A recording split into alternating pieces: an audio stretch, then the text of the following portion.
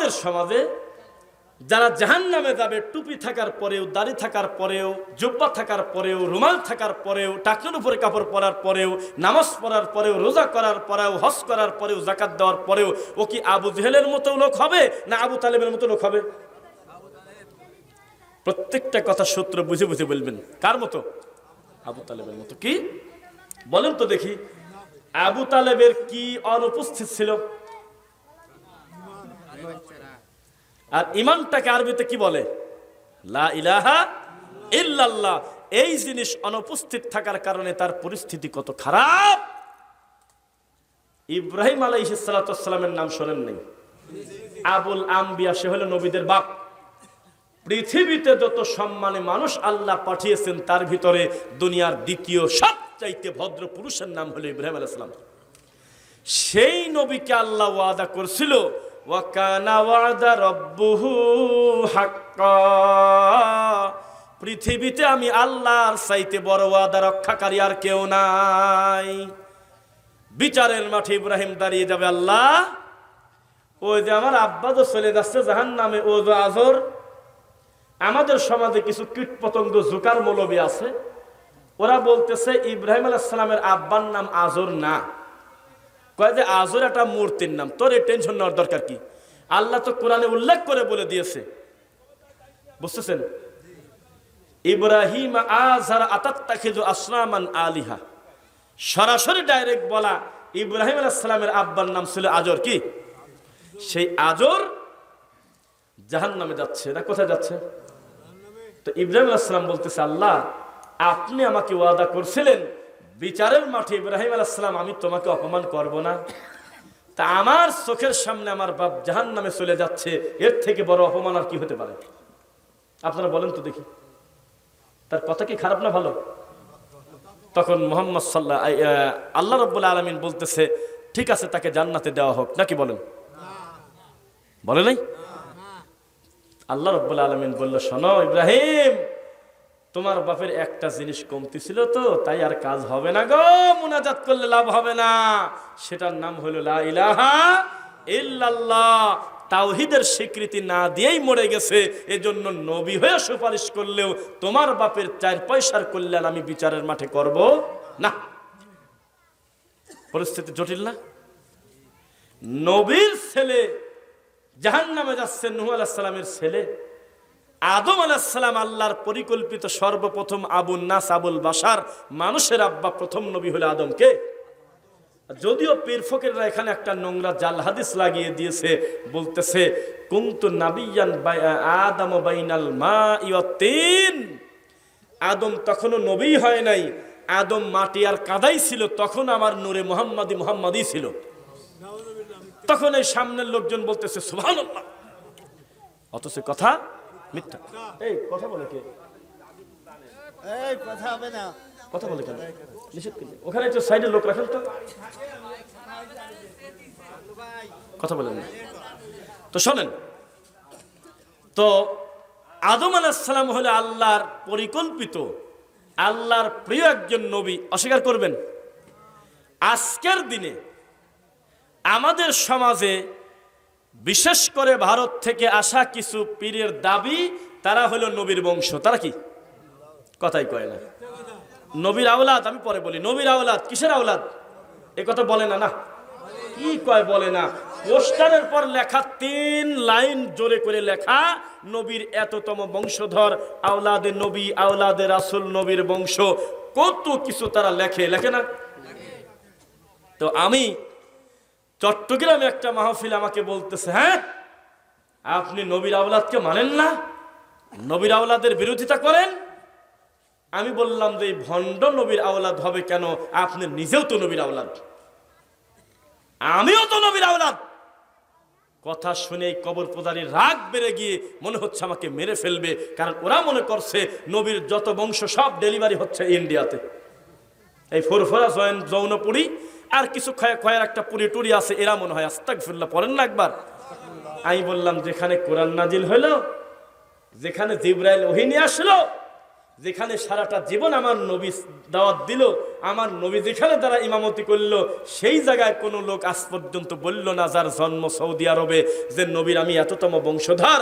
আর এই জুকার এই মালায়ন বলতেছে হার যার কর্মই শুরু হয়েছে শিরিক দিয়ে, বেদাত দিয়ে, যার প্রতিষ্ঠিত হয়েছে নবীর বিরোধিতা দিয়ে, এই পীর ফকির বলতে পারে কিভাবে আমি নবীর বংশ? এর থেকে নোংরা কথা হতে পারে? দুই, কোন হিন্দুও যদি বলে যে আমি নবীর আওলাদ, আল্লাহর কসম কথা রাইট, আমি জানি আপনার ধাক্কা লাগতেছে, কোন হিন্দুও মেথর মুসি ডোম চামারও যদি বলে আমি নবীর বংশ, আল্লাহর কসম কথা ঠিক।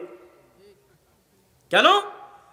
কারণ পৃথিবীতে মানুষ হিসেবে যারা দুনিয়াতে এসেছে তারা সবাই নবীর ছেলে। কথা বোঝেন নাই? নবীর কি ছেলে? তাহলে আদম আলাইহিস সালামের ছেলে অস্বীকার করে কি কেউ জান্নাতে যেতে পারবে? বাপকে অস্বীকার করে? তো ওরা আবার বাঙালির একটু ইমোশন কাজে লাগাইছে। কেউ কেউ বলে আবু বকরের 22তম বংশধর, মুহাম্মদ সাল্লাল্লাহু আলাইহি ওয়াসাল্লামের 39তম বংশধর। আর এক ডক্টর দেখলাম সেদিন বলতেছে তার কাছে লেখছে যে আপনার পরিচয়টা একটু বলে দেন। তো পরিচয় মানুষ দেয় যে আমার নাম অমুক, আমার গ্রাম অমুক, তাই তো কথা।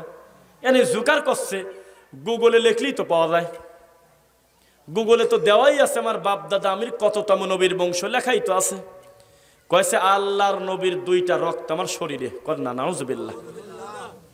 অথচ আমরা কোরআন হাদিসে দেখি আমার নবী বলতেছে ফাতেমা রে, আমি বেঁচে থাকা অবস্থায় দুনিয়ার কিছু লাগলে আমার কাছে চায় নাও, বাপ হিসেবে সাধ্যমতো দিয়ে দেব, তবে মরার পরে মুহাম্মাদের বেটি হিসেবে আলাদা কোনো সুযোগ সুবিধা পাবে না। আমলে সলে করো, আল্লাহকে খুশি করেই তোমাকে জান্নাতে যেতে হবে। বিচারের মাঠটা বড় কঠিন। মিথ্যা বললাম নাকি? আর আপনার এই ফুরফুরাতে ডেলিভারি হচ্ছে কয়দিন পর পর, প্রতিবন্ধী হলে ওরা নবীর বংশ। আর যে সবচাইতে মূর্খ জাত পাগল, তার টাকা পয়সা বেশি ইনকাম, কারণ ভালোগুলিকে কত কষ্ট করে বর্ডার পার হয়ে এসে টাকা ইনকাম করা লাগে।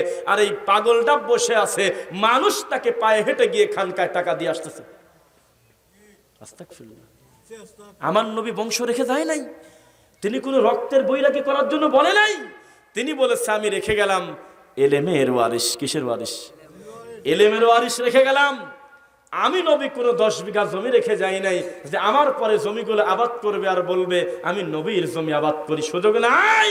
আমি ওহির দাওয়াত রেখে গেলাম। আমি মরার পরে আমি যে দাওয়াত দিয়েছি, আমার সাহাবায়ে কিরাম যে নীতি আদর্শের উপরে ছিল, তারা যদি থাকতে পারে তারা যাবে জান্নাতে। আজকে নবীর বংশ আওলাদে রাসূল, আরে নাম হলো মনে করেন হাফ লাইন, আরে লকব মারেছে 6 লাইন। শুনতেছেন? এই মানুষকে কত মূর্খ বানিয়ে রাখছে। এবার আপনাদের বলি, জানি না আপনার আকীদা কতটুকু শুদ্ধ, তবে আজকের এই মাহফিলে কোনো বক্তা যদি বলতো আপনার সামনে আল্লাহ আর মুহাম্মদ একই জিনিস, উপরে থাকলে আল্লাহ নিচে থাকলে মুহাম্মদ, আপনি কি কষ্ট পেতেন না? ওটা কি মুসলমান? আচ্ছা বলেন, আবার বলেন, কেউ যদি বলে খালেক আর মাখলুক একই, মুহাম্মদ আল্লাহ, আল্লাহ আল্লাহ, এই কথা বলার পর কি সে মুসলিম থাকে? আপনি তো বলতেছেন মুসলিম না, ওদের মুরব্বি জিব্বায় কামড় দিলেন, মানে খারাপ লাগলো, আসলেই তাই। আর আমি বলতেছি এই লোকটাকে জুতা পিটা করা বাদ দিয়ে রাজবাড়ির মানুষ সবচাইতে বেশি পূজা করে এই ভণ্ড কাদেরি হুজুরকে। সাক্ষী আছে আমার কাছে, এখানে এখন সাক্ষী আছে। এখন ইন্ডিয়া থেকে মনে হয় আসে, এই ঠাকুর বাবাকে সবচেয়ে বেশি মানুষ সেজদা দেয় বা মানুষ তার কাছে সহযোগিতা চায়, তার মাহফিলে বেশি মানুষ আসে। বড় বড় ব্যানার আমরা পার করে আসলাম, সম্ভবত তার নাম আলাউদ্দিন কাদেরি না, কি নাম? কি নাম? অলিউল্লাহ, অলিউল্লাহ কাদেরি। আল্লাহর কসম নেটে টান দিয়ে লেখেন, আল্লাহ উপরে থাকলে আহাদ, আল্লাহ নিচে থাকলে আহমদ। কে বললেন এ কথা? ইউটিউবে লিখলে দেখবেন যে একটা অসভ্য কুলাঙ্গার আমার আল্লাহ এবং নবীকে একসাথে মিশাই দিয়ে বলতেছে দুটি একই জিনিস। ও দাঁড়িয়েও নাই মুখে না? সেই লোকটা হয়েছে পীর, আর সেই পীরের মুরিদ হলো রাজবাড়ির হাজার হাজার মানুষ। তাহলে এই জাতের কাছে কি ল্যাংটা অচল আছে? হ্যাঁ, সত্য মিথ্যা আমি জানি না। সাতক্ষীরার একটা মুরব্বী একটু কল্লা রসিক, একটু জোকার টাইপের লোক, ভালো কিন্তু একটু খুব বেশি কল্লামও করে। সে একটা পরীক্ষা করার জন্য, সরি ভুল হয়েছে, খুলনা কয়রা নাম শুনছেন? খুলনা কয়রা ওখানে একটা লোক একেবারে ডাইরেক্ট আমার সামনে বলতেছে, হুজুর আমি দায়িত্ব নিয়ে বলতেছি, আমি এমনি এমনি মানুষকে পরীক্ষা করতে চাইলাম যে দেখি এই জাত আসলেই পাগল কিনা। আমি কারণ ছাড়া জালসার প্যান্ডেলের কয়েকটা ওই যে কি এটা কি বলে নিচে বিছাইছেন, খের, খের নাকি খড়, খড়, এই খড় আর নারকেলের সোবার টাইনি গুড়ি গুড়ি করে পাটায় ছেঁচি আমি একটা দোকানের পাশে বসে গেছি বিড়িদের কাছে।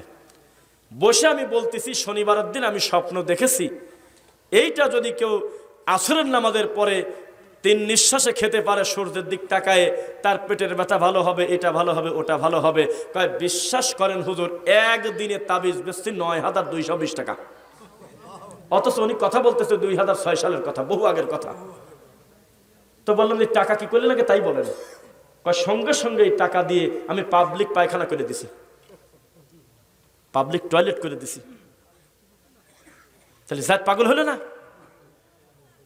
তখন আমি বললাম যে বাবাজি, আপনি যদি ভালো মানুষ, যদি ল্যাংটা হয়ে যদি রাস্তায় বসে যেতেন, এলাকার অধিকাংশ লোক আপনাকে তাড়িয়ে দিলেও দেখবেন যে আপনাকেও পূজা করার মতো লোক এই বাংলাদেশে আছে।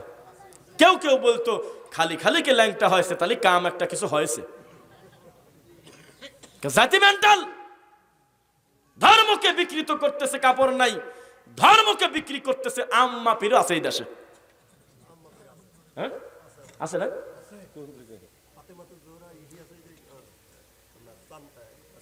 চন্দ্রপাড়া, আরে মহিলা পীর আম্মা পীর বসে আছে।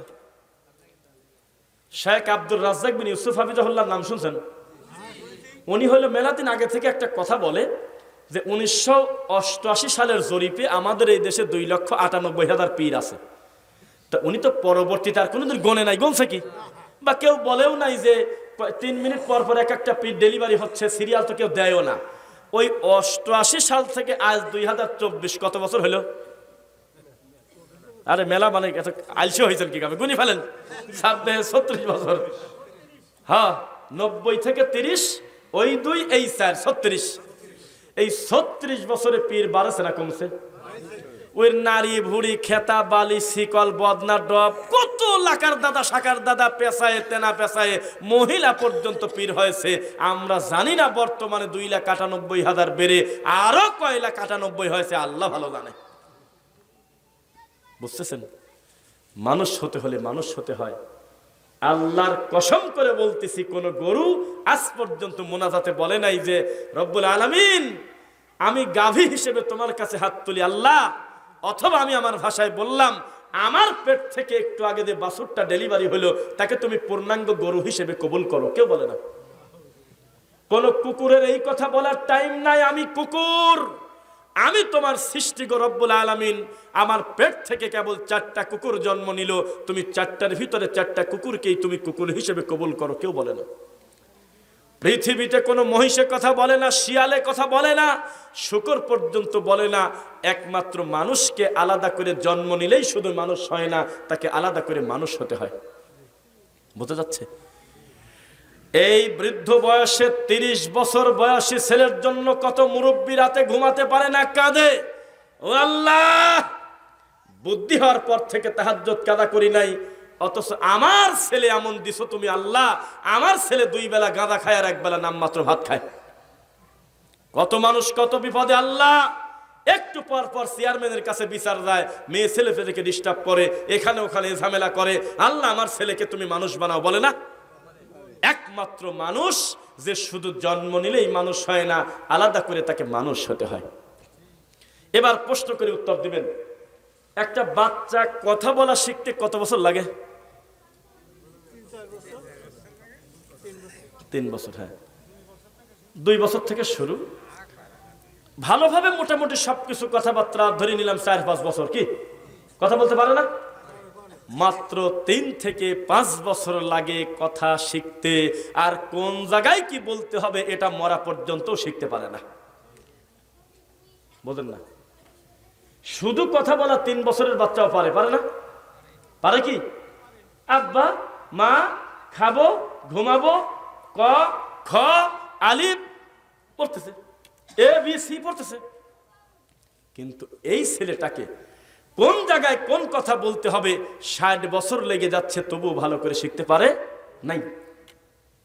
তাহলে কথা বললেই কি হবে শুধু, না কোথায় কি বলতে হবে সেটা শিখতে হবে। আমি কমন উদাহরণটা দিয়ে রাখি।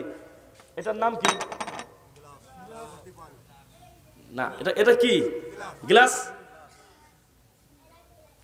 আচ্ছা, গ্লাস নাই, আর একটা যেহেতু, এটা কি?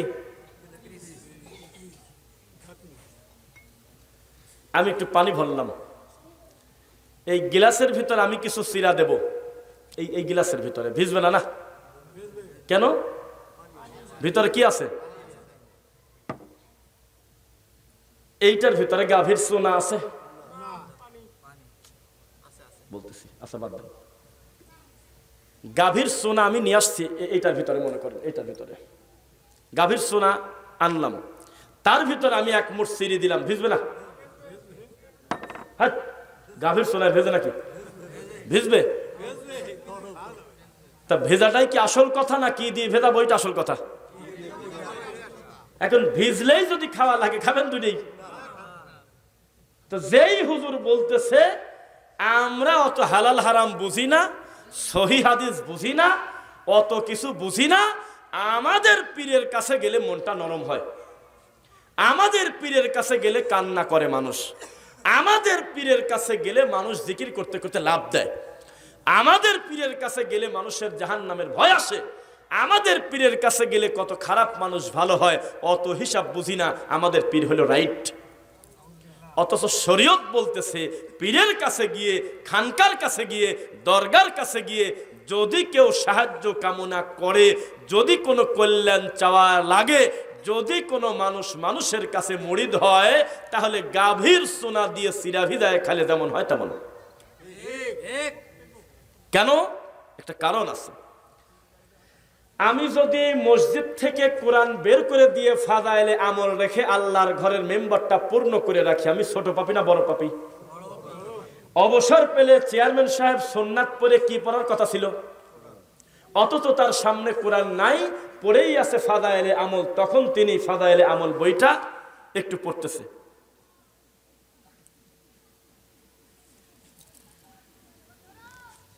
কথা বুঝতে পারলেন?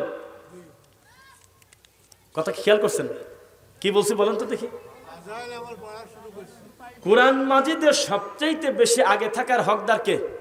কোরআন, আল্লাহর কথা, তাই না?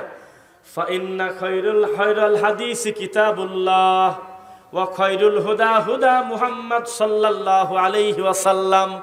সবচাইতে দামি কথা আল্লাহর, সবচাইতে দামি হেদায়েত সুন্নাহ হলো আমার রাসূলের। এখন আমি যদি আপনাকে বলি এই গোটা থানা, এই থানার নাম কি? নড়াইল। এই গোটা নড়াইল থানার ভিতরে, নড়াইল কি জেলা? জেলা, দুঃখিত। এই নড়াইল জেলার ভিতরে বা নড়াইল সদর থানার ভিতরে যত মসজিদ আছে, আল্লাহর ঘরের মেম্বারের উপরে কোরআনের জায়গা বেশি না ফাদাইলে আমলের জায়গা বেশি? মুসল্লি তো দেখছি খুব, সবাই তো সচেতন, অথচ থাকার কথা ছিল কিসের কথা? আল্লাহর কোরআন, যা দ্বারা মানুষ হেদায়েত হয়। এই জিনিস উঠে গিয়ে পৃথিবীতে যত বুজুর্গর কথা থাক না কেন, এটা আল্লাহকে অপমান করা। সে কারণে হেদায়েত কত লোক হলো না হলো, কত মানুষ টুপি মাথায় দিল, কত মানুষ দাঁড়িয়ে রাখলো, সেটা বড় কথা নয়। কোরআন থেকে মুখ ফেরানোর কারণে বিচারের মাঠে কানা হয়ে উঠতে হবে। কি হয়ে? দলিল দেন না কেন? 20 নম্বর সূরা, সূরা তাহা। আউযু বিল্লাহি মিনাশ শাইতানির রাজীম। ওয়ামান আ'রাদা আন যিকরি ফাইন্না লাহু মাঈশাতান দনকা।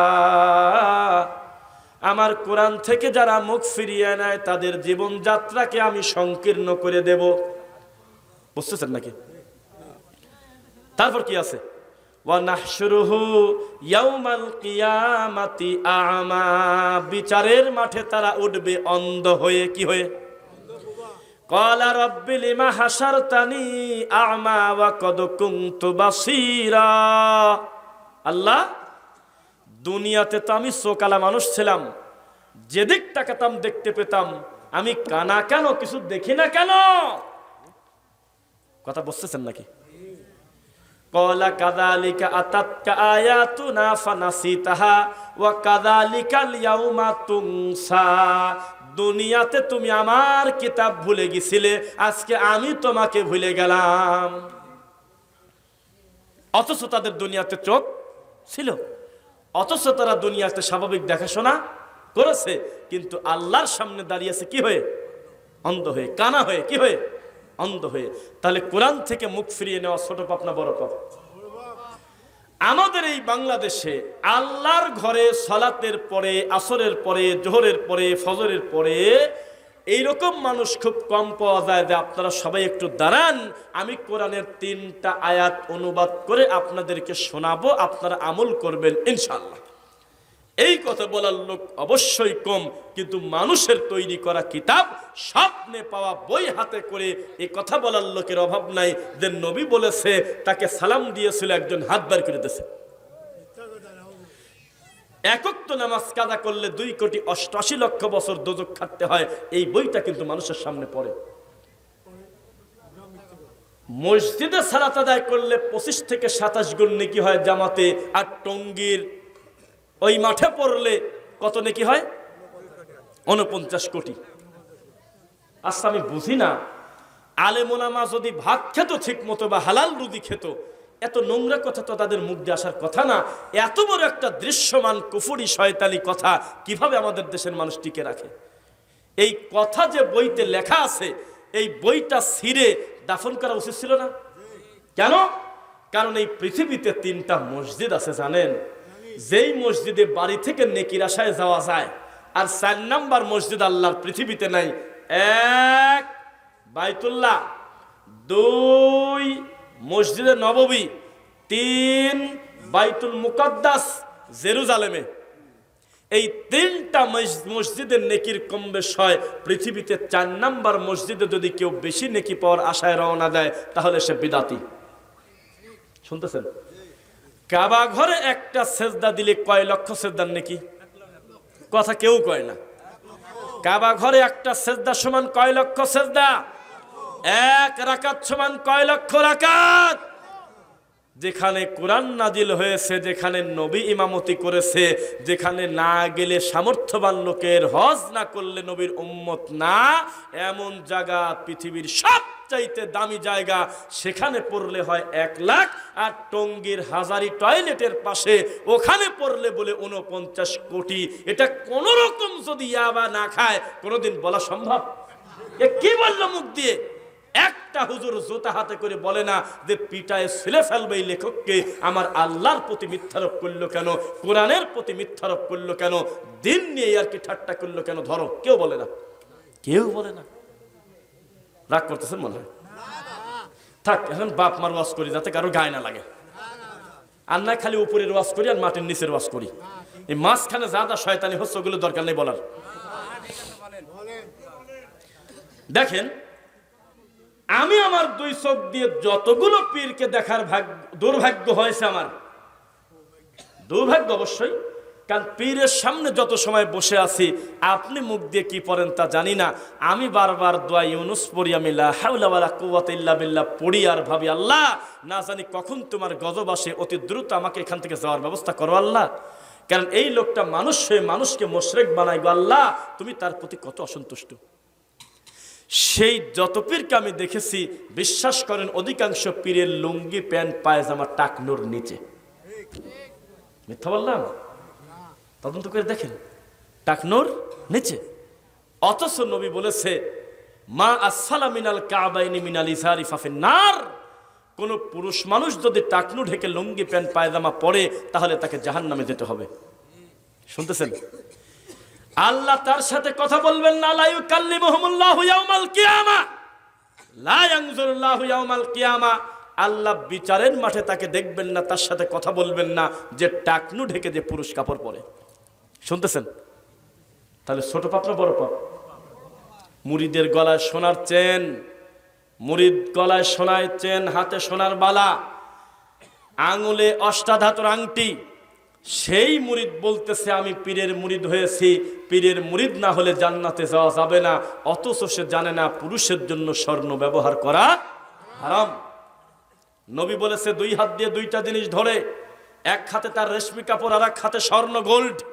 নবী বলেছে ইন্না হাযাইনি হারাম আলা যুকুরি উম্মতি, আমার উম্মতের পুরুষের জন্য সোনা হারাম, আমার উম্মতের পুরুষের জন্য সোনা হারাম, রেশমি কাপড় হারাম। বোঝা যাচ্ছে?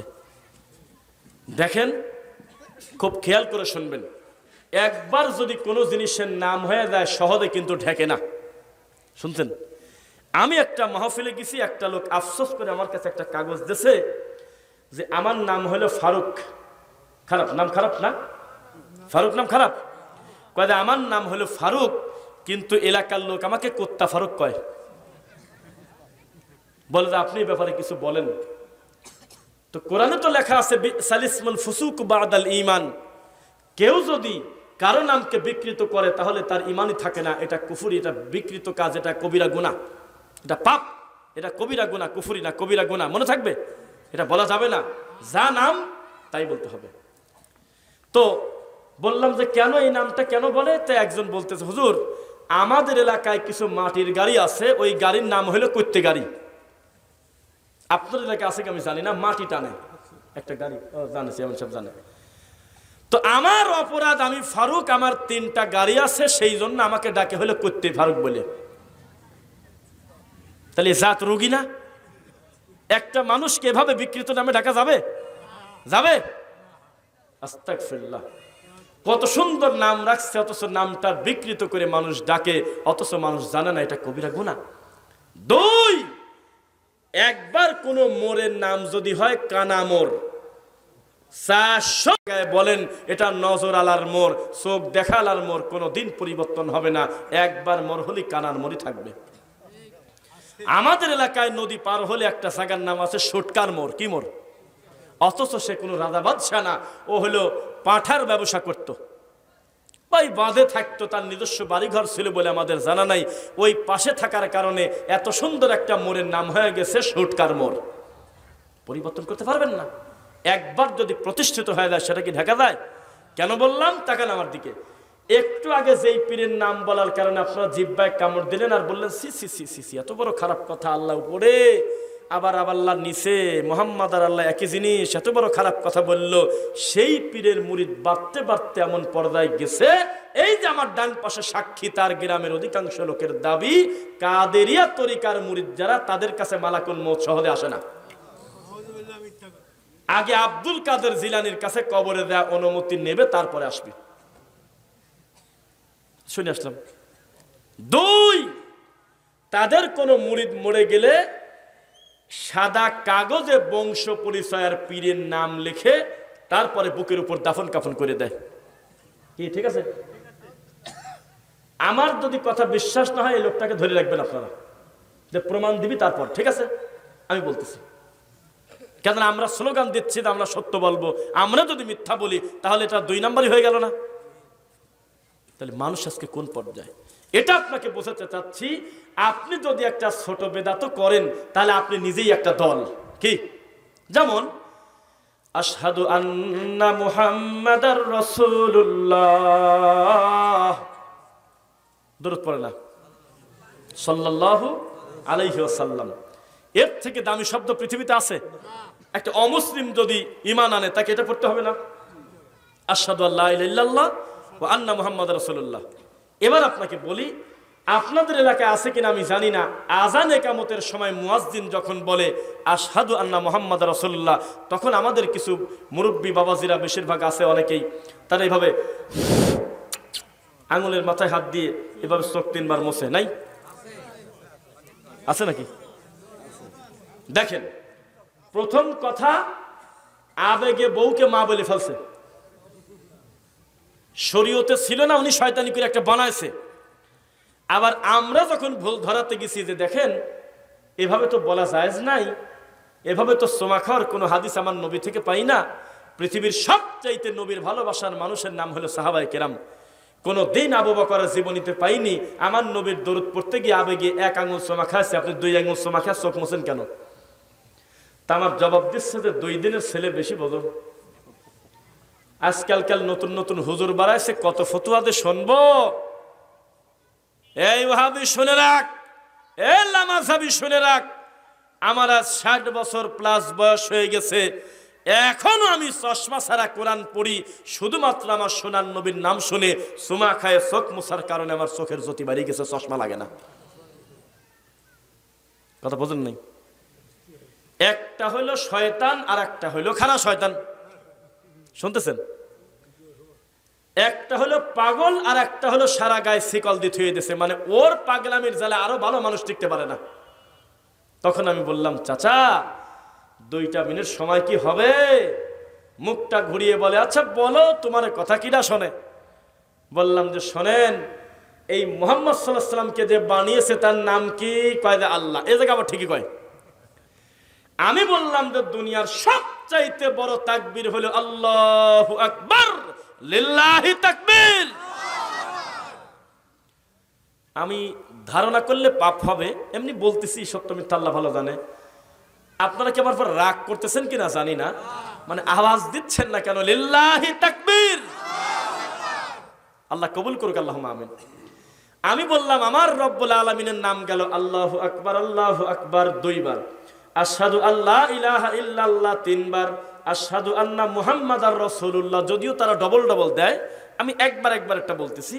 অন্তত 3 বার পৃথিবীর শ্রেষ্ঠ শব্দ গেল, পৃথিবীর সব কিছুর সৃষ্টিকর্তা আমার আল্লাহর নাম গেল, যেই আল্লাহ নিজে সৃষ্টি করেছে মুহাম্মদ সাল্লাল্লাহু আলাইহি সাল্লামকে। এই আল্লাহর নাম শুনে পৃথিবীর কোনো আবেগী লোক সুমা খালো না, কিন্তু আল্লাহ যাকে মানুষ হিসেবে দুনিয়াতে পাঠিয়েছে এই নবীর নাম শুনে সুমা খাওয়া মানে গরু বিক্রি করে খেয়ার কিনা। শুনতেছেন না? এটা পণ্ডিতি বেশি হয়ে গেল না? এই পৃথিবীতে নবীকে ভালোবাসার সবচাইতে অগ্রগামী সাহাবায়ে কেরাম। নবী বলেছে, শোনো, আমার উম্মতের কাতার হবে 15টা, নাকি 20টা, 50টা, 73টা। কয়টা দল জান্নাতে যাবে?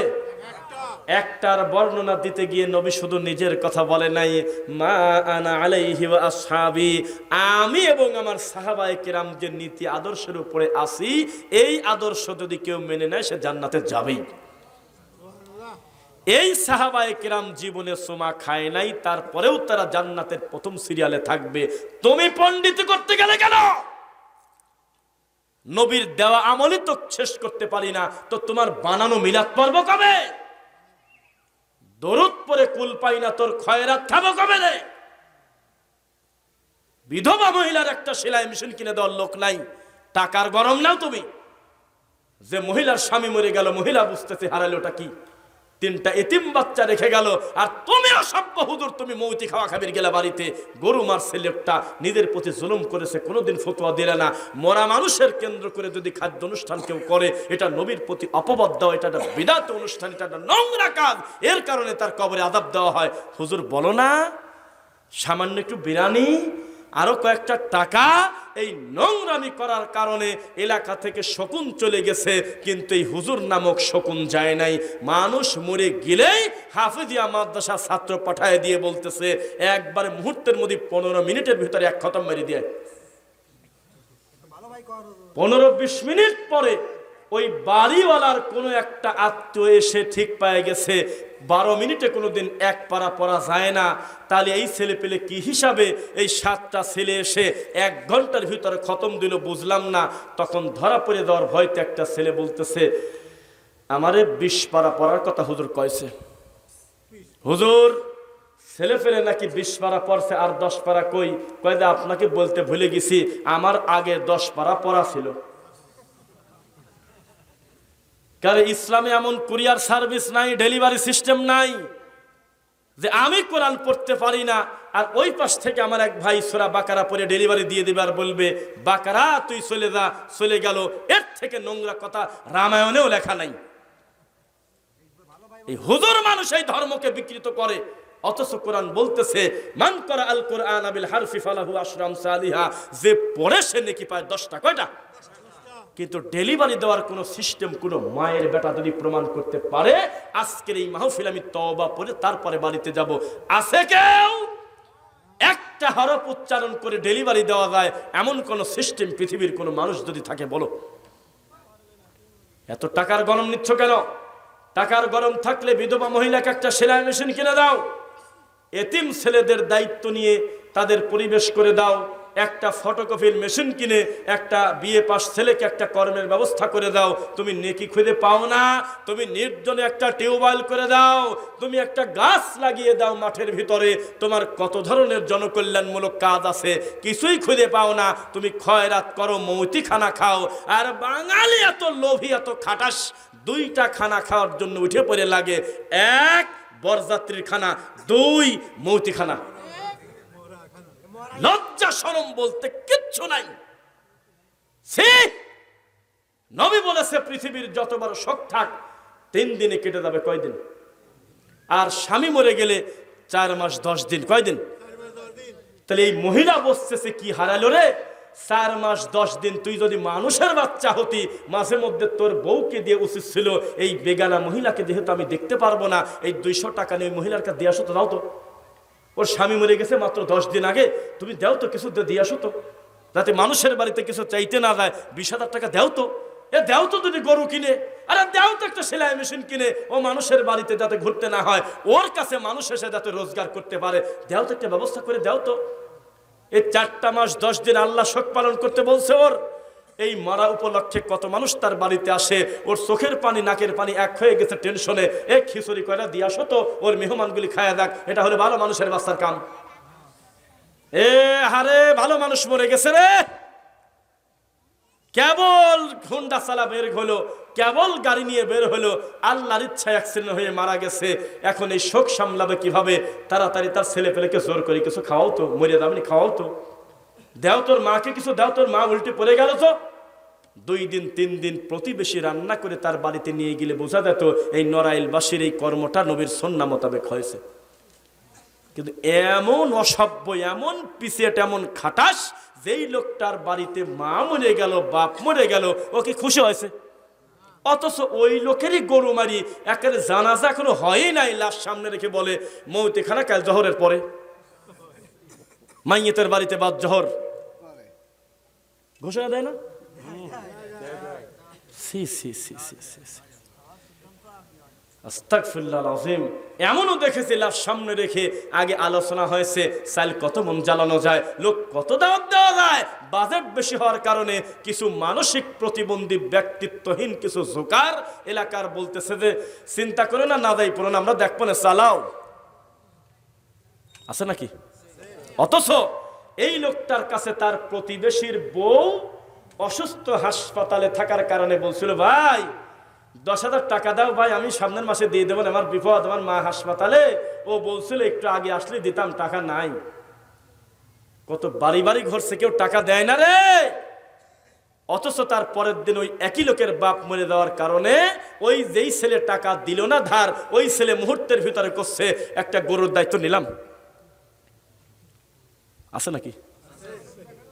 অথচ 10টা টাকা মানুষকে ধার দিল না, কিন্তু বাপ মরে যাওয়ার সাথে সাথে এমন খুশি হলো, মুহূর্তের ভিতরে গরু মারি মানুষকে খাওয়াচ্ছে।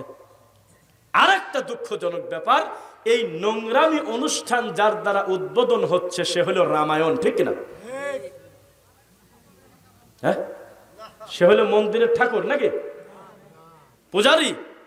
কে কোন দা? আপনার মসজিদের হুজুর। এই হুজুর দায় নোংরামি অনুষ্ঠান চালু করে শুধু নাই, একটা অভিনয় করছে। আমার মনে হয় চশমার ফাঁক দিয়ে আপনি মনে হয় দেখা উচিত ছিল, দেখেন নাই। আমরা ঠিক পেয়ে গেছি, ওই বাড়িতে যা কিছু করে হুজুর মোটি অভিনয় করে। হুজুর মুনাজাত ধরি খালি কাঁদে, হারে কাঁদা চোখ দিয়ে পানি ভাসে যায়। হুজুর কাঁদি যারে যার জান্নাতে মনে হচ্ছে ঢুকাই দিবে, অথচ যে মরে গেছে তার 3টা ছেলে, একটারও চোখে পানি নেই। 3টা ছেলে সুদ খায়, কোথায় কোথায় ঘুরে বেড়াচ্ছে। আর যার বাড়িতে গিয়ে এই মৌতি খতম পরে আর মরা খাওয়ার পরে কান্নাকাটি করতেছে, ওই লোকটা মেয়ের সম্পত্তি ছেলেকে লিখে দিয়ে মরে গেছে। এই রকম রোগীর জন্য নোয়াখালীর ওই হুজুর নড়াইলে চাকরি করতে আসছে। 3 মাস চাকরির বয়স, তখন ওই মসজিদ কমিটির সেক্রেটারির মা মরে গেছে, বাপ মরে গেছে। ওই বাপ মরাতে হুজুর মোনাজাতে খালি কাঁদে। কার তুই কাঁদিস কি কামে? তোর তো এই 3 মাসে এলাকার রাস্তাঘাটই ভালো করে চেনার কথা না, ওই লোকের মা চিনলি কিভাবে তুই? ওই মা তো সুদ খাত, তুই কাঁদিস কি কামে? তার মানে যাতে 1000 টাকা মিলাদে ধরে দেয়, শুনতেছেন? যাতে কি করে? 1000 টাকা মিলাদে ধরে দেয়। এগুলো নোংরামি, এগুলো অভিনয়। তাই একজন হুজুর বলেছিল, বিরানি থাক, গরু থাক, মিলাদ চলুক, সব যদি উঠাতে না পারেন, হুজুর মানুষের হাদিয়াটা খালি তুলে দেন। 1 টাকা মিলাদের পরে, মোনাজাতের পরে দিবেন না। আধা ঘন্টার মোনাজাত রাতারাতি 4 মিনিটে চলে আসবেন। হাত তুলেই মারি দিবেন, বেহাক্কে লা ইলাহা ইল্লাল্লাহ কোনে যান, কয় কাম আছে। অধিকাংশ মিলাদে হুজুরকে ডেকে পাবেন না। এখানে হুজুরের খাওয়াটা জরুরি না, তার একটা টাকা পাওয়াটা জরুরি। ওয়াযায়্যানা লাহুমুশ শাইতানু আমালাহুম, কোরআনের আয়াত। শয়তান কিছু কিছু আমল সুসজ্জিত করে সাজাইছে। পৃথিবীর কোন মুসলমান আজ পর্যন্ত দরুদ পড়ে খুশি হয়ে কাউকে 10 টাকা দেয় না। মিলাদ পড়ায় খুশি হয়ে বাড়ি লিখে দেয়, জায়গা লিখে দেয়, আছে নাকি? মিলাদ পড়ে হুজুর বলতেছে, হে নবী, আপনি মদিনা থেকে সবকিছু পারেন দেখিতে, আমার লাশ কবরে রাখলে নিবেন গো আপন কোলে, আছে না? গান গায় না? ও গজল, গজল কাছে গায় নাকি? এই গজল শুনে মানুষ হাউমাউ করে কাঁদতেছে, আবেগে করে কাঁদে। কিন্তু দরুদে ইব্রাহিম যেটা পড়লে 10টা নেকি, 10টা গুনাহ মাফ আর 10টা সম্মান বাড়বে, ওই জিনিস পড়ে কেউ কাঁদে না। তার মানে এই মানুষের তৈরি করা মিলাদটা সাজাইছে স্বয়ং ইবলিস শয়তান। সেজন্য আতর দিয়েছে, গোলাপ জল দিয়েছে, জিলাপি দিলে খায় না, এখন আবার ডায়াবেটিসের সময় বিরিয়ানি দিচ্ছে। 200 টাকা দিলে হুজুরের খুশি পাওয়া যায় না, 1000 টাকা দিচ্ছে, খতম পড়াচ্ছে, ইমোশনাল কাজে লাগিয়েছে, অনেক কিছু দিয়ে একটা নোংরা জিনিস ইবলিস সাজিয়েছে, কিন্তু দরুদ সাজায় নেই। রাগ করছেন মনে হয়? রুকু সাজায় না ইবলিস শয়তান। এখানে আমি শত শত মুসল্লি পাবো, তার আজ পর্যন্ত জানেই না রুকুতে গিয়ে আল্লাহকে সুবহান কুদ্দুসুন রব্বুল মালাইকাতি ওয়ার রূহ পড়া যায়। মিথ্যা সত্য? অধিকাংশ মুসল্লি আপনারা জীবনে শোনেনি নাই, আমার নবী নিজে মাঝে মধ্যে রুকুতে এই দোয়া পড়তেন, কেউ জানেনি না। আমি অধিকাংশ লোকের দায়িত্ব নিয়ে বলতেছি, বেশিরভাগ আপনারা জানেন না। আমার নবী সেজদায় মাঝে মধ্যে পড়তেন ফাসাব্বিহ বিহামদি রাব্বিকা ওয়াস্তাগফির। আমার ধারণা 80-90% মানুষ আজ পর্যন্ত জানতেই পারলো না আমার নবী সেজদায় কত সুন্দর দোয়া পড়তো, ঠিক কিনা বলেন? অধিকাংশ লোক এখনো জানতে পারে নাই, আমল করে না। আল্লাহু আকবার বলে হাত বাঁধার পরে আমার নবী যখন রুকুতে যেতেন, তার রুকুটা কত সুন্দর হতো, রুকুটা কত লম্বা হতো। রুকু থেকে উঠে আমার নবী চট করে সেজদায় যেতেন না, তিনি পড়তেন রব্বানা লাকাল হামদ অথবা রব্বানা ওয়ালাকাল হামদ হামদান কাসীরান তাইয়্যিবান মুবারাকান ফি। সুন্দরভাবে দাঁড়িয়ে পড়ে তারপরে সেজদায় যেতেন। তবে 2 সেজদার মাঝখানে আরেকবার চলে যেতেন না, সুন্দর করে তিনি একটু টাইম নিয়ে তাআদিলে আরকান করতেন। এগুলো আমাদের সমাজে আছে না গেছে? আছে না গেছে? এবার আপনারা হাত তুলে বলবেন, আল্লাহকে খুশি করার জন্য আমি মুরব্বিকে আর আমার চেয়ারম্যান সাহেবকে যাতে দেখাতে পারি, আমি একটা ভিডিওতে দেখাইছিলাম 3 মিনিটে জোহরের 4 রাকাত নামাজ ইমাম সাহেব শেষ করে ফেলছে। কারা কারা দেখছেন? কয়দিন আগে দিছিলাম ভিডিও, দেখছেন না? তাহলে আর সাক্ষী আর কি করবেন?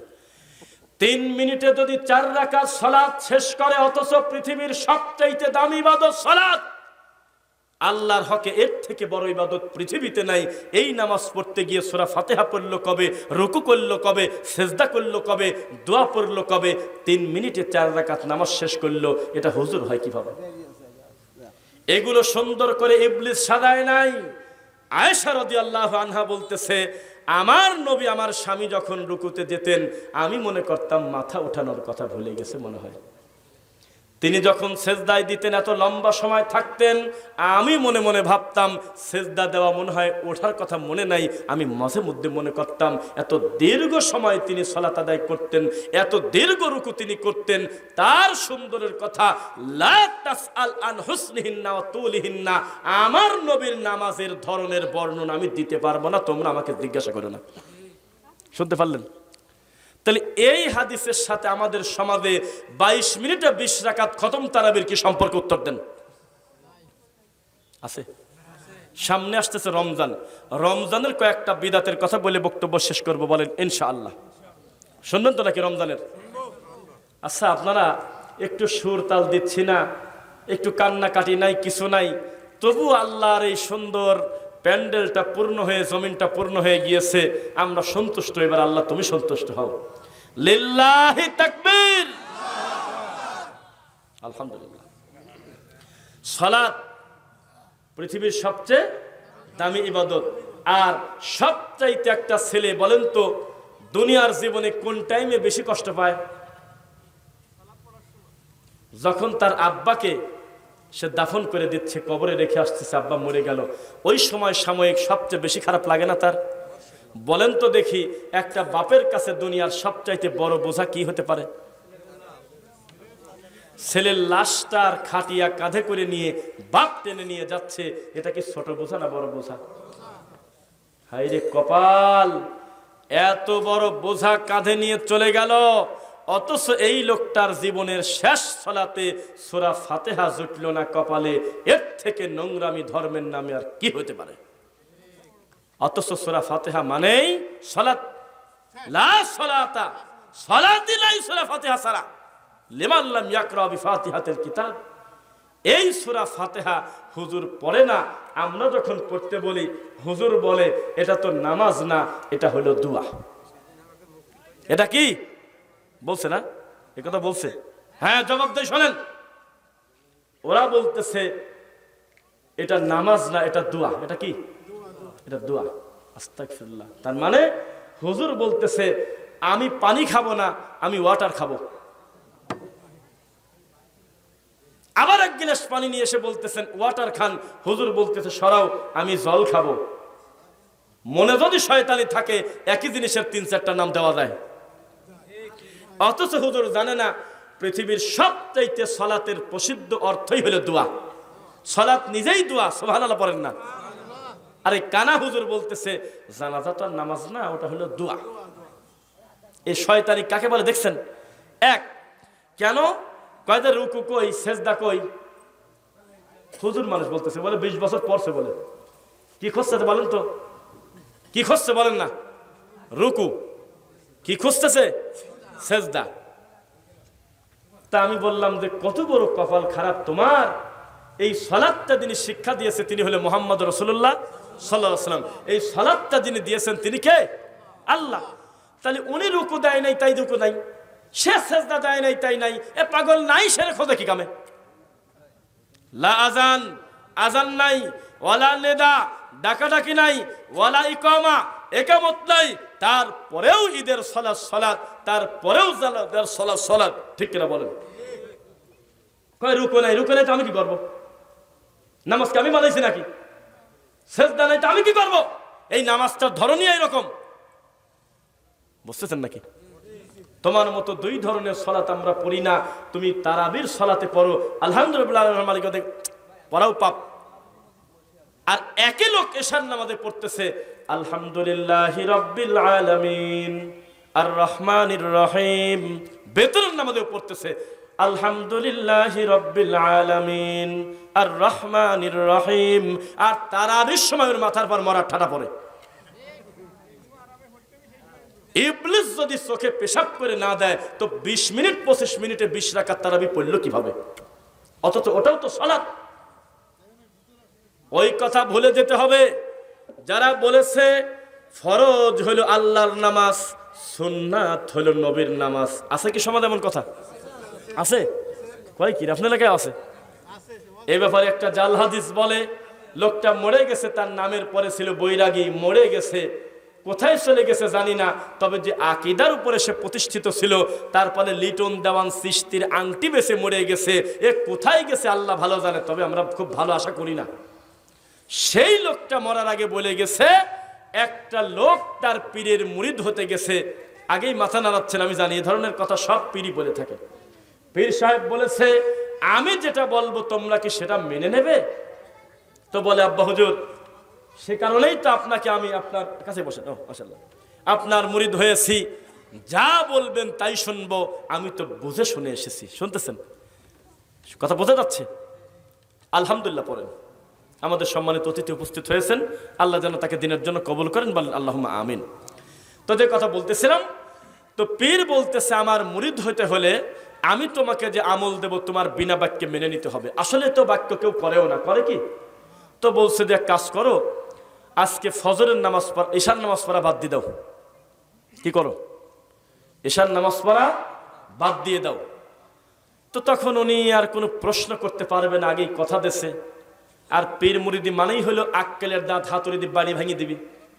রবিবারের দিন পীর বলবে সোমবার, আর মুরিদ বলবে জি বাবা জি বাবা জি বাবা। বুধবারের দিনকে বলবে মঙ্গলবার, মুরিদ বলবে জি বাবা জি বাবা জি বাবা। কারণ যেদিন থেকে তিনি মুরিদ হয়েছে ওই দিন থেকে তার বিবেকের দাঁত থাকা যাবে না। বাবা যা বলবে সেটাই জি বাবা জি বাবা। তাতে নিজের বাপ ঘরের পরে থাকলে আমার কি, নিজের বাপ অসুস্থ থাকলে আমার কি, চিকিৎসাবিহীন মরে গেলে আমার কি, বাবার দরবারে আমি গরু নেবই। তো বলছে যে তাহলে এক কাজ কর, আজকে রাতে ঈশার নামাজ কথা কয় না, পড়ো না। তো তখন ওই মুরিদ বাসায় গিয়ে বলে, আল্লাহ আমি বালেগ হওয়ার পর থেকে ইচ্ছাকৃতভাবে আমি নামাজ কাদা করি নাই গো আল্লাহ, তাহাজ্জুদ পর্যন্ত আমি মিস করি না। আর আজকে আমি একটা পীরের মুরিদ হলাম, আজকেই তিনি আমাকে বলতেছে যে তুই নামাজ পড়িস না। আমার তো কেমন কেমন লাগে। ও আল্লাহ, সেও বান্দা আমিও বান্দা, তবে সে ভালো আমি মন্দ। তবে আমি এক কাজ করি, আমি ফরজটা পড়ে তোমাকে ঠিক রাখি, সুন্নাত আমি পড়ব না। পীর তো ঠিক পাবি না। শুনছেন নাকি? এরকম কিন্তু অনেক সময় আমরা হয় কি, ওই আমি আর আমার সফর সঙ্গী ভাই আমরা আলোচনা করতেছি, আমার বাসা থেকে বলতেছে একটা ওষুধ খেতে হবে, রাত 1টার সময় ফোন করে মনে করাই দিতে হবে। মাহফিল তো এই সমস্ত টাইমে হয়, 1টার সময় একটা ওষুধ খেতে হবে। শুনতেছেন কথা?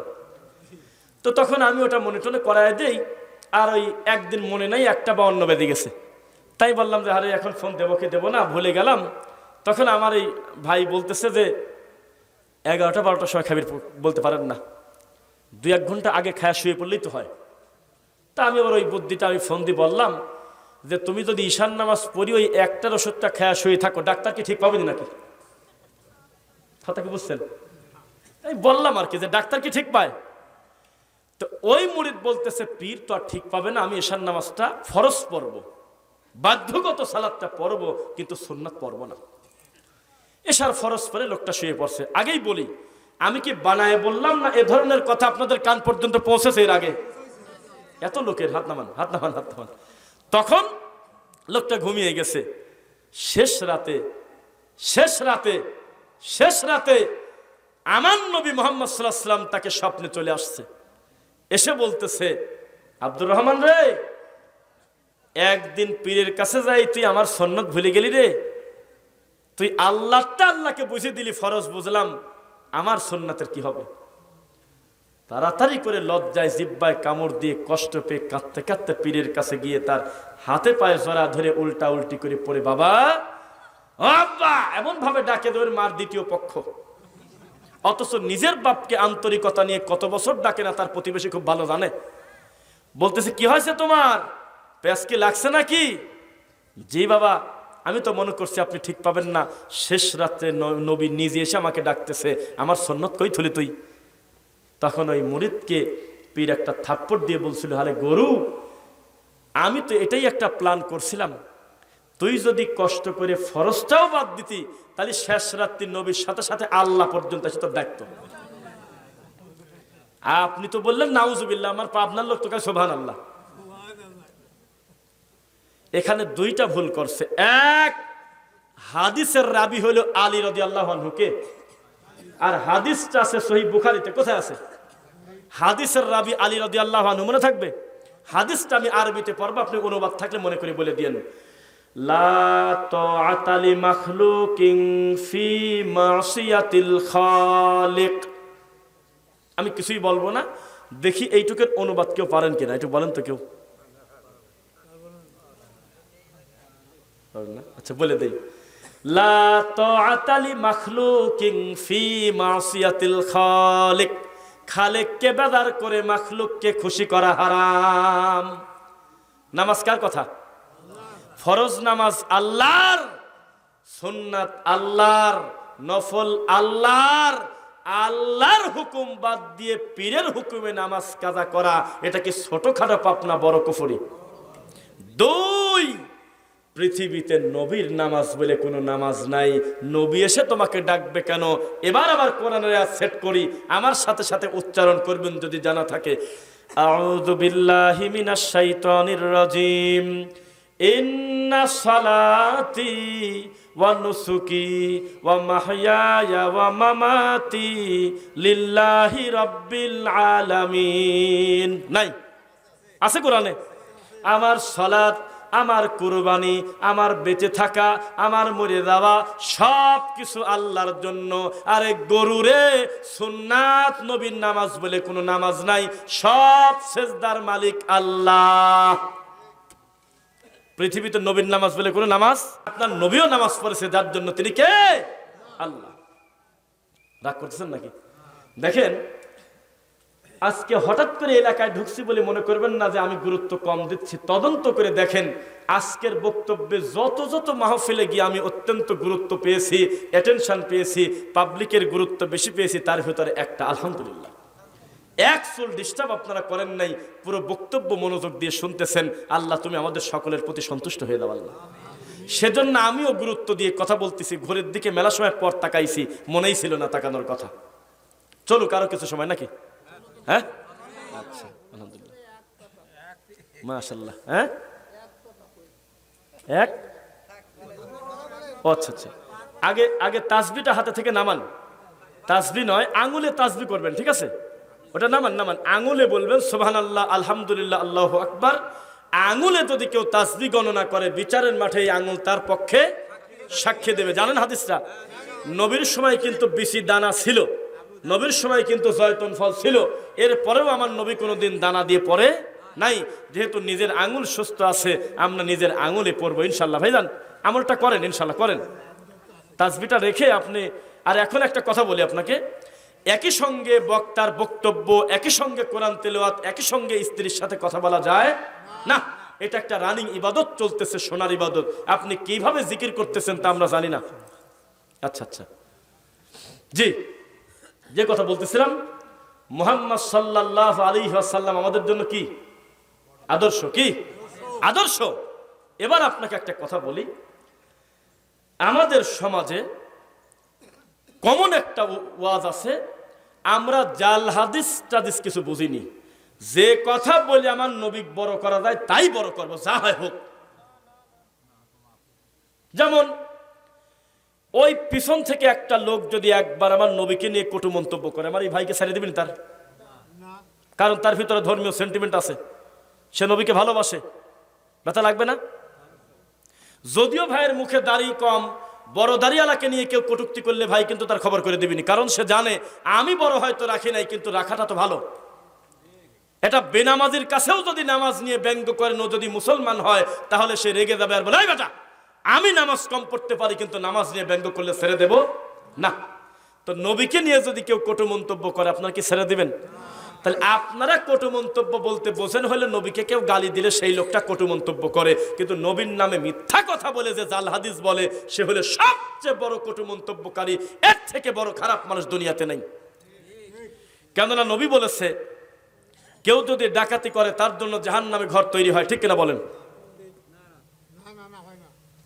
কেউ যদি মানুষ হত্যা করে তার জন্য জাহান্নামে অগ্রিম ঘর তৈরি হয়, ঠিক কিনা বলেন? কেউ যদি এক ওয়াক্ত সালাত কাজা করে তার জন্য জাহান্নামে একটা ঘর তৈরি হয়, ঠিক কিনা বলেন? কি পাপের কথা নবী বললেন, মান কাযাবা আলাইয়া মুতাআম্মিদান ফালইয়াতাবাওয়া মাকাদাহু মিনান নার। কেউ যদি আমি নবীর প্রতি মিথ্যারোপ করে, আমি বলি নাই ও আমার নামে বলে ফেলছে, আমি করি নাই আমার নামে করে ফেলছে, আমি জানি না আমার নামেও জানায় ফেলছে, তাহলে তার থাকার জায়গা জাহান্নাম। এবার আপনাকে বলি, নবীকে ব্যঙ্গ করছিল ফ্রান্সের প্রেসিডেন্ট ম্যাক্রো, সে ব্যাপারে বলছি, সারা পৃথিবীর 250 কোটি 300 কোটি মুসলমান জাগ্রত হয়ে গেছিল, হয়েছিল না? যার ভিতরে ঈমান আছে সে তো জাগবেই, এটা তো ঈমানগত ব্যাপার। কিন্তু যেই হুজুর বক্তব্য দিল আমার নবীর পথে বুড়ি কাঁটা দিত, আজ পর্যন্ত সেই হুজুরের বিরুদ্ধে কেউ কোনো কিছু বলে নাই। কোন মুসল্লি বলে নাই যে হুজুর তওবা পড়েন, কাঁটাটা দিলেন কার পায়ে, তার নাম হলো মুহাম্মদ সাল্লাল্লাহু আলাইহি ওয়াসাল্লাম। আমি আমার মার চাইতে বেশি ভালোবাসি, আমার বাপের থেকে বেশি ভালোবাসি, আমার জানের থেকে বেশি ভালোবাসি, না হলে আমি পূর্ণ ইমানদার হতে পারবো না। আমার নবীর পথে বুড়ি কাঁটা দেয় নাই, আপনি মিথ্যা কথা বললেন কেন? আপনার চাকরি নট, আর নয়তো কান ধরে তওবা পড়েন, আর যেভাবে বলেন বলেন, আল্লাহ আমার ভুল হয়েছে ক্ষমা করেন, আমি জাতির সামনে কথা ফেরত নিলাম। বলছেন কোনোদিন নাকি? ও হুজুর, মুহাম্মদ সাল্লাল্লাহু আলাইহি ওয়াসাল্লামের ব্যাপারে যদি কেউ কটু মন্তব্য করে আমাদের সহ্য হয় না। আপনি ইহুদির ওই হরিণের গাছের সাথে বাঁধার গল্প বললেন কেন? আমার নবীর সাথে হরিণ বাঁধার গল্পের কোনো সম্পর্ক নাই। আপনি কেন বললেন? আপনি তওবা পড়েন, না হলে আমরা চেয়ারম্যানের মাধ্যমে আপনাকে থানায় পাঠাবো, আপনার জরিমানা হবে। আপনি হাতটা দিলেন কার কাছে? আপনি দড়ি দিয়ে বাঁধলেন কাকে? তিনি হলে আমার কলিজার টুকরা মুহাম্মদ সাল্লাল্লাহু আলাইহি ওয়াসাল্লাম। শুনতেছেন নাকি? মাঝে মধ্যে তাকায় দেখতেছি আপনাদের প্রতিক্রিয়াটা কেমন। মনে হচ্ছে মনোযোগ দিয়ে শুনতেছেন কি? মানে আপনার বাপের ব্যাপারে একটা লোক মিথ্যা কথা বলতেছে, খারাপ লাগবে? আর মুহাম্মদ সাল্লাল্লাহু আলাইহি ওয়াসাল্লামের নামে মিথ্যা কথা আমাদের সমাজে আছে কিনা? আছে কিনা? নবী সাল্লাল্লাহু আলাইহি ওয়াসাল্লাম বলেছেন, শোনো ও পৃথিবীর মানুষ, শবে বরাতে 4 রাকাত নামাজ আছে বলছে? বলছে? রুটি হালুয়া খাও বলছে? নবীর নামে শবে বরাতের একটা রুটি হালুয়া খেয়ে কেউ যদি একদিনও বিশ্বাস করে আর তওবা না করে, আমার নবীর দাঁত ভেঙে গেছিল জন্য আমি রুটি হালুয়া খালাম, বিনা তওবায় মারা গেলে তার পরিস্থিতি খুবই জটিল। নবীর প্রতি অপবাদ দেওয়া জাহান্নামে ঘর তৈরি হবে। রুটি খাও, হালুয়া খাও, পেয়ারা খাও, নারকেল খাও, যা খুশি হালাল খাদ্য খাও, এটা কোনো হারাম কিছু না। রুটি হালুয়া একজন খেতেই পারে, কিন্তু নবীর দাঁত ভাঙে গেল সেজন্য নবী খাইছে, এত বড় কুকথা তুমি নবীর প্রতি দিলা কিভাবে? নবী জানতেন না শবে বরাতের রাতে কত রাকাত নামাজ পড়তে হয়? হুজুর একটা জাল হাদিস বানিয়েছে। কালকেও শুনলাম একটা বড় মাপের হুজুর বলতেছে, বেদাত তো বড় মাপের লোকেরই পাপ। কি বলতেছে? নবী নাকি বলেছে সুমু ইয়াউমাহা সুমু নাহারাহা ওয়া কুমু লাইলাহা, দিনে তোমরা সিয়াম পালন করো, রাতে তোমরা নফল পড়ো। তাই তো আমাদের দেশের লোক কারণ ছাড়াই 80 রাকাত নামাজ মেরে দিয়েছে, 100 রাকাত পরে, অথচ এর কোনো ভিত্তি শরীয়তে নাই। পৃথিবীতে শবে বরাত পালনের একটা সহিহ হাদিস নাই, আল্লাহর কসম নাই। একটা হাদিসের ব্যাপারে মুহাদ্দিসরা বলছে, অধিকাংশ বলছে জয়ীফ, মানে দুর্বল, বাতিল, চলে না। আর কেউ কেউ বলেছে না, হাসান পর্যায়ের একটা হাদিস আছে, সহিহ না, তবে এটা গ্রহণযোগ্য। ওই হাদিসে বলা, নেসফে শাবান 14 দিবাগত 15 রাতে আল্লাহ বিশেষ একটা নজর পৃথিবীতে দেন। আল্লাহ 2 ধরনের পাপী ছাড়া পৃথিবীর সব মানুষকে ক্ষমা করে দেয়। এক, মুশরিক, যে আল্লাহর সাথে শিরক করে, যে তাবিজ কবদের পূজা করে, খানকা পূজা করে, মাজারে দান করে, মানুষের কাছে সহযোগিতায় পীর ফকির নিয়ে থাকে, এই মুশরিক বাদে। আর আরেকটা হলো মুশাহিন। মুশাহিনের 2টা অর্থ, এক হলো বিদাতি আর 2 হলো অন্তরে বিদ্বেষ পোষণকারী, হিংসা পোষণকারী। এই শ্রেণী ছাড়া আল্লাহ যাকে খুশি ক্ষমা করে দেয়। এটা হলো বিনা পরিশ্রমের ইবাদত, এটা হলো আল্লাহর পক্ষ থেকে বোনাস। এটা হলো রমজানের ঈদে, কুরবানির ঈদে অতিরিক্ত একটা বোনাস। ডিউটি বেশি করা লাগে না, রানিং চাকরি করার কারণে বছরে অতিরিক্ত বোনাস এমনিই পায়। রাগ করছেন মনে হয়? অথচ মানুষ নবীর প্রতি মিথ্যারোপ করে। রমজানের ক্যালেন্ডারের প্রতি রোজার নিয়ত লেখা, কোরআন হাদিস তো বহু দূরের কথা, রামায়ণেও এমন মিথ্যা কথা নাই যে আগামী কালকে কথা বলতেছে, অথচ ঘটনা আজকে। বলেন তো দেখি, আজকে মাহফিল হচ্ছে, আজকে কি বার?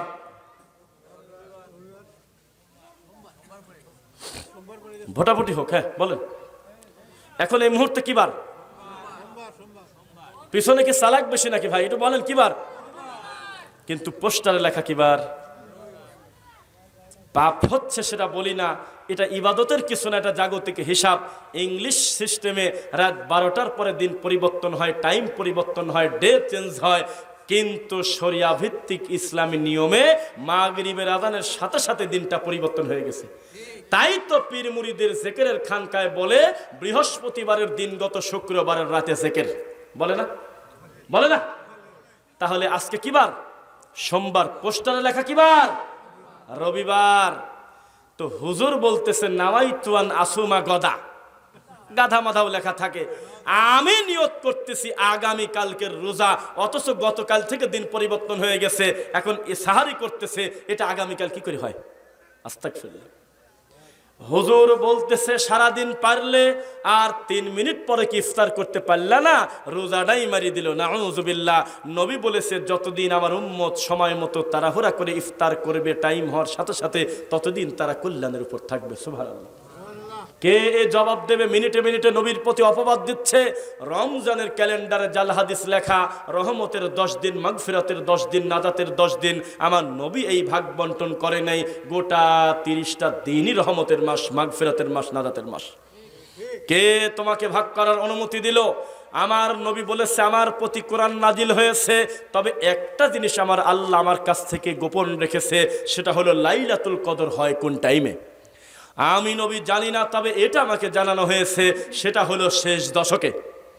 তবে আমি এটুক জানি, শেষ দশকের বিজোর রাত্রিতে 21-এ হতে পারে, নাও পারে, 23-এ হতে পারে, নাও পারে, 25-এ হতে পারে, নাও পারে, 27-এ হতে পারে, নাও পারে, 29-এ হতে পারে, নাও পারে। হুজুর ঠিক পালো কিভাবে? নবী যেটা জানে না যে 27-এর রাতে লাইলাতুল কদর। একদিনে যত জিলাপি ঢুকায় মসজিদ নোংরা করে, আর কোনোদিন মসজিদে মানুষ এত সালাত পড়তে আসে না। থাক, এই পর্যন্তই থাক। মুহাম্মদ সাল্লাল্লাহু আলাইহি ওয়াসাল্লাম, দরুদ পড়েন না কেন? মুহাম্মদ সাল্লাল্লাহু আলাইহি ওয়াসাল্লাম নামটা শুনলে কলিজা ঠান্ডা হয়ে যায়। এই নবীর প্রতি বিদাতি হুজুর মিনিটে মিনিটে অপবাদ দেয়, বলেন নাউজুবিল্লাহ। আদম নবী ক্ষমা পেয়েছে, রব্বানা যালামনা আনফুসানা ওয়া ইল্লাম তাগফির লানা ওয়া তারহামনা লানাকুনান্না মিনাল খাসিরিন। কোরআন মাজিদে স্পষ্ট করে দেওয়া আছে, শানে নজরটা পড়লেও তো হয়ে যায়।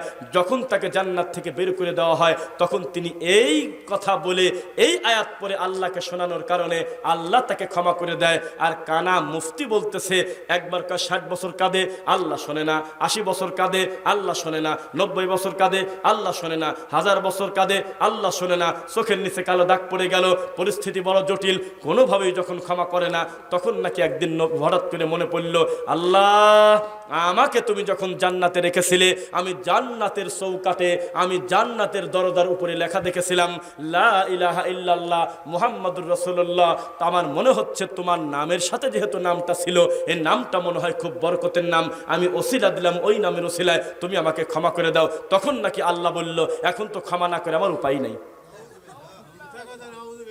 এত সুন্দর করে ইবলিস শয়তান সাজিয়েছে। ওই কোরআনের আয়াতটা আবার নিয়ে আসলাম, ওয়া যায়্যানা লাহুমুশ শাইতানু আ'মা লাহুম। শয়তান তাদের আমলকে সুসজ্জিত করেছে, মিথ্যা কথা কত সুন্দর করে সাজিয়েছে, অথচ এর সাথে আমার নবীর ওখানে থাকার কোনো সম্পর্ক নাই। 90 বছরে সন্তান দিতে পারে কে? 100 বছরের সন্তান দিতে পারে কে? বৃদ্ধ বয়সে 2টা নবীকে 2টা ছেলে দিছিল। বলেন তো সে নবীর নাম কি আর ছেলের নাম কি? 2 বাপের নাম কোন আগে? 2 বাপের নাম বলেন? ইব্রাহিম, জাকারিয়া, 2 জন বাপ না? আর তাদের সন্তানের নাম বলেন? আর ইয়াহইয়া। মনে পাস, মাশাআল্লাহ। আয়াতটা পরিতালি মনে করেন। আউযু বিল্লাহি মিনাশ শাইতানির রাজিম।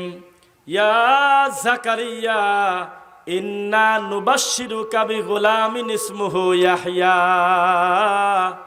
জাকারিয়া, তোমাকে একটা পুত্র সন্তানের খবর দিচ্ছি, তোমার ছেলের নাম হবে ইয়াহইয়া। আল্লাহ দিবেন ঠিক আছে, কিন্তু আমার বয়স তো প্রায় 100 হয়ে গেল।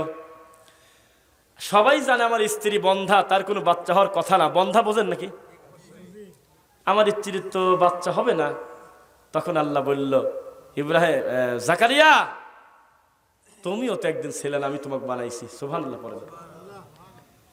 আমার জন্য এটা কিছুই না, কারণ আমি আল্লাহ। লাম নাজআল্লাহু মিন ক্বাবলু সামিয়া। আর একটা সুসংবাদ নাও, আমি আল্লাহ নিজে কারোর নাম জীবনে কোনোদিন ইয়াহিয়া রাখি নাই, আজকেই তোমার সওয়ালের জন্য প্রথম। এই নবীর নামে একটা জাল হাদিস আছে, বলি। এই নবী দাওয়াতি কাজ করতেছে, আর পিছনে তার কাফেররা বা অমুসলিম যারা তার কথায় দাওয়াত দেয় না, এলাকাবাসী, তারা তাকে মারার জন্য ধাওয়া করেছে। ধাওয়া খেয়ে তিনি জঙ্গলে চলে গেলেন, বড় বড় গাছ। হঠাৎ তিনি বললেন, হে গাছ তুমি আমাকে সাহায্য করো। তখন গাছটা 2 ভাগ হয়ে গেল। শুনছেন কথা? শুনছেন? গাছটা 2 ভাগ হওয়ার পর গাছের ভিতরে নবী চলে গেল, গাছটা আবার আটকে গেল। তবে গাছের ভিতরে যাওয়ার পরেও ওই নবীর চাদরের একটা কোনা বাড়া ছিল। কাফেররা এইটা দেখে করার দিক গাছও ফারছে, নবীকেও ফেলে দিয়েছে। একটা সোতার পায়ে জুতা যদি থাকতো, একটা মানুষের বাচ্চা শ্রোতা যদি থাকতো হুজুরকে বলতো, এখন বলেন যে আল্লাহ আমি ভুল করে তোমার নবীর প্রতি একটা মিথ্যা কথা বলে ফেলছি, আমাকে তুমি ক্ষমা করো আল্লাহ, তাহলে আমরা বেঁচে দেবো, কিচ্ছু হবে না, মানুষের ভুল হতে পারে। আর যদি না হয় পিটিয়ে চামড়া তুলে দেবো। তাহলে ওই হুজুর জীবনে এই এলাকায় শয়তানি করতে আসতোই না। আরো 20টা হুজুরে ফোন করে বলতো, যেখানে যাস এই নড়াইলে লোহাগাড়াতে এই হবে, খালি ঢুকিস না, ওরা হলো বেদাতি, হুজুরকে দেখলে জাল হাদিস বললে মন সেই ধরি মারে। আপনি কারণ ছাড়া সুবহানাল্লাহ বলেন, কারণ ছাড়া নারায়ে তাকবীর দেন, কারণ ছাড়া হলো ইমোশন দেখানোর কারণে আজকে এই জর্দা দিয়ে পান খাওয়া হুজুর, তাবিদের ব্যাপারী হুজুর, আর এই কুলখানি খাওয়া হুজুরের সংখ্যা এত বেশি। আপনি আল্লাহকে ভয় পেতেন তাহলে এই পরিস্থিতি হতো না। একদিনের ফসল না, মুখ দিয়ে যা বলতেছে সবই জাল হাদিস বলতেছে, বলেন নাউযুবিল্লাহ। আল্লাহ আমাদের সকলকে ক্ষমা করুন, আল্লাহুম্মা আমিন। প্রায় 1.5 ঘন্টা, না বেশি। আমার যত বেশি বক্তব্য আপনি যত বেশি বক্তব্য অনলাইনে দেখবেন 1 ঘন্টা 2 মিনিট 3 মিনিট 57 মিনিট 58 মিনিট এই ধরনের। আর যারা ওই যে কানে হাত দিয়ে ওরে বাবা কি হয়েছে কয় জানিনি, কারণ ছাড়া খালি হু হু করে কাঁদে, 2.5 ঘন্টা বেরিয়ে বক্তব্য দিচ্ছে, কমিটি শেষ পর্যন্ত কয় শেষ করে দেন। তখন এই পাগল বলতেছে আগামীবার আসি আব্দুল কাদের জিলানীর বাপের বরেখার গল্প শেষ করবো। কেন আব্দুল কাদেরের বাপ নারকেল পেয়ারা খালি আমার কি? এটা কি শরীয়তের হালাল হারামের কিছু? এটা কি ইবাদতের কিছু?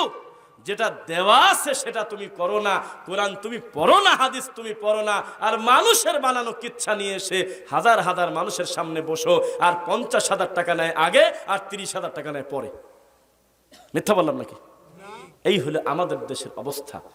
তো ভালো কথা, কোরআন সুন্নাহর কথা 1-1.5 ঘন্টা 2 ঘন্টা 1.5-2 ঘন্টা হয়ে গেছে, 1.5 ঘন্টা প্লাস।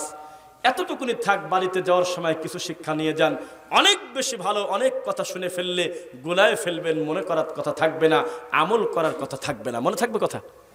এখানে একটা জিনিস ভালো লেগেছে, এশার সালাতের পরে আল্লাহ আমার হাত দিয়ে 2টা হাফেজ ছেলেকে পাগড়ি দেওয়া হয়েছে, আলহামদুলিল্লাহ। মূল কাজ কিন্তু ওইটাই। এই মাদ্রাসার জন্য সবচেয়ে দামি কাজ ছিল কি?